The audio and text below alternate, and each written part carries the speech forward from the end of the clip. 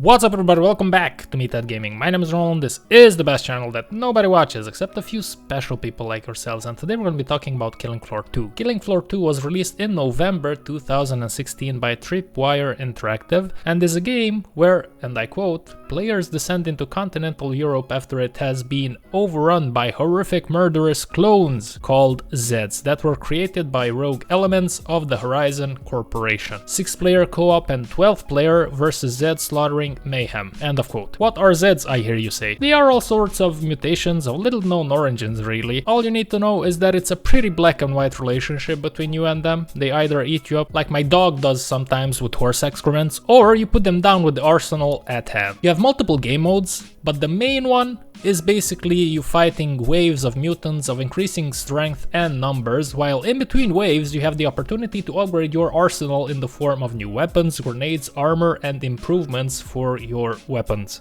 There are multiple classes, namely 10, each one having particular perks that make them quite useful and sometimes essential for the team to succeed on the higher difficulties. I won't give you a detailed breakdown of each perk because that's not the purpose of this video. All I can say is that the classes are very wisely implemented into the gameplay and you basically have everything you would ever need to enjoy the game's loop. At the same time, you always have the option of switching things up when one of the classes that you enjoy playing gets a little bit stale. The game is very accessible to new players due to its basic premise, but don't let that fool you into thinking this is an easy game, because it's not. Crank up the difficulty and you will quickly realize that strategizing is a big component of this game. So if you want to play it on higher difficulty, make sure you have a decent level on your favorite perk, and if you don't have any friends to play with, pray you get a decent stack of players that will help you achieve your head popping to the last wave. At the end of all the waves, it's time to strap in, boys, because it's boss time.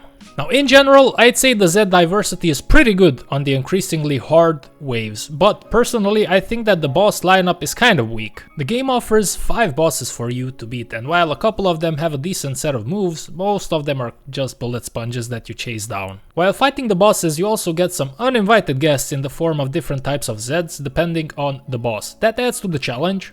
But once you figure out the pattern, it's a matter of executing the moves and succeeding. While that doesn't make the game boring at all, it might make some players check out after a couple of weeks of playing the game and maybe periodically coming back to it, which is what I mostly did since 2020 when I discovered the game the first time. The way the game keeps rewarding you for playing it is that your each class or perk, as they are called in the game, levels up the more you play with them and becomes stronger, so it's more enjoyable to flex your muscles on enemies that probably before you leveling up gave you a hard time. All perks go up to level 25, at which point you can opt to reset the levels, getting prestige, and in that process you can get certain rewards, such as a new skin for your weapon maybe, or your knife, but also a permanent boost in the experience you get in that certain perk while you go through the levels all over again. So as you can see, while it's not a jaw-dropping reward, it's still something nice to have in addition to enjoying the game for what it is. And by doing that, I think the developers were hoping to keep players on servers as much as possible, obviously. The gameplay loop is quite addictive, and if you have a couple of friends, it can offer you endless hours of fun gameplay and salty banter with your mates on a good weekend. It's also a great game to play in short bursts,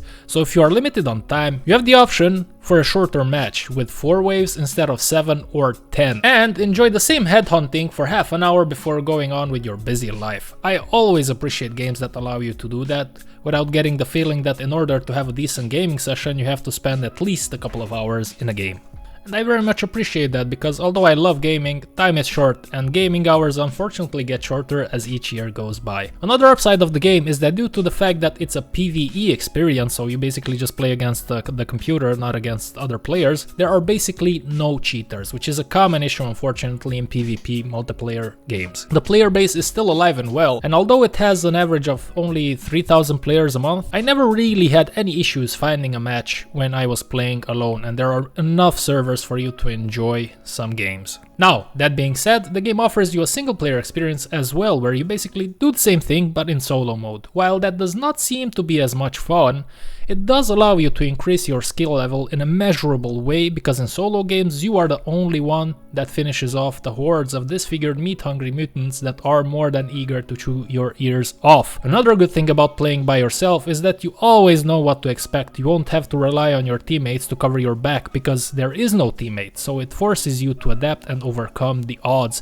which sometimes I find quite enjoyable instead of playing with other people. Now, all that being said, it's not all sunshine and rainbows. The game has its shortcomings. Some of the gameplay features bothering me are things like weapons not auto-reloading, so if you try to tap your enemy in the head to save bullets, but in the heat of the battle you don't keep an eye on your bullets in your magazine, you could wake up having 0 bullets, and when the magical moment comes of shooting your load, instead of you popping heads, you will see your character reload the weapon as your foe proceeds to chew that tasty nose of yours. I find this developer choice to be extremely faulty, and it is honestly my biggest annoyance with the gameplay, strictly with the gameplay overall. Another feature that would help out the players a bit more with spatial awareness is having a minimap that could provide you with vital information such as where your teammates are as opposed to you. To give you an example why this is so important in my opinion, oftentimes it happened to me where I was fighting Zeds knowing that I have a teammate behind me covering my shortcomings, to then turn around and see a massive amount of hungry Zeds coming at me as my teammate bailed on me without even saying goodbye. And that would happen even when I would play with some of my buddies, and while yes, I do realize that a few of them are not the brightest, you can only imagine how often this happens to you when you play alone with strangers. I really think the gameplay would have been richer with the radar. Also, the lack of some basic features, such as the ability to change your crosshair, or at least the color of it to improve visibility on certain maps, is mind-boggling. There are a few programs you can use to customize the crosshair, but you know what? I won't be downloading no fishy software from Jimmy's Google Drive, okay? Fix your shit, Tripwire. Also, the fact that your flashlight runs out of battery in a 15-minute match is quite annoying and silly. I understand that the developers might have thought that it would add tension to not see things in the darker areas, but I respectfully disagree, and I would like to have the flashlight available at all times. On the overall gameplay, I would say that yes, in between the waves you have a few seconds of rest, but other than that, the game is all go all the time, and that can get some people to burn out and fatigue after a couple of hours. I am fully aware of the fact that the nature of the game is such, but I did notice that sometimes when I was a bit tired after a long day, after a couple of matches, I just wasn't up for it anymore. Now that being said, I am fully aware that if you have no worries in the world and you can play games all day, that probably won't be an issue for you. The thing that bothers me the most though, well, maybe except the lack of auto-reloading, is the greed of the developers. So the game is currently 28 euros for an 8-year-old game, which is fine, especially because it's multiplayer, but guess what guys? Do you want more weapons in your arsenal? Yes? How much would you pay for that arsenal? For how much would you pay to have the full arsenal of the game available for you in an 8-year-old game? 5, 10 euros, where your cheap ass can go fishing, says Tripwire Interactive, because the Armory Season Pass, which will give you access to all the weapons in the game, in an 8-year-old game, is 25 fucking euros. Almost the same as the game. So, in 2024, which is probably the last year of the game's life cycle, knowing that we get Killing Floor 3 later this year, you have to pay over 50 euros for this game to enjoy it to its fullest.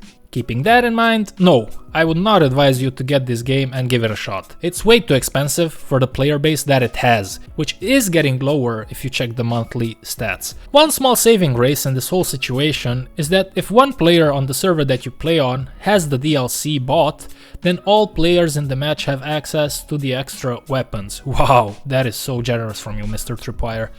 Fuck off. If you really want to give this game a go, because at the end of the day it is a good game, especially if you have a couple of mates, then I would advise you to put the game on your wishlist and wait for it to be at a discounted price. The game regularly goes on a discount and you can get it for around 10 euros usually, which is not a lot of money for the game at hand. And that's it. That's it. No other investments should be made into the game, okay? I think that if they would have gone lower with the price of the DLC, it would have been generous, it would have been okay.